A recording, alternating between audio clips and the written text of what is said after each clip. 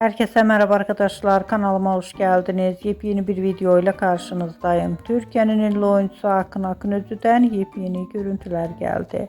Akın Akınözü'nün muhteşem rengarenk görüntülerini sizler için YouTube kanalımda video halinde sunuyorum. Umarım beğenirsiniz. Arkadaşlar, videomu beğendiyseniz kanalımı izlemeyi ve bildirim butonuna basmayı unutmayın. Şimdilik benden bu kadar olsun. Yeni videomuzda görüşmek üzere. Hoşça kalın.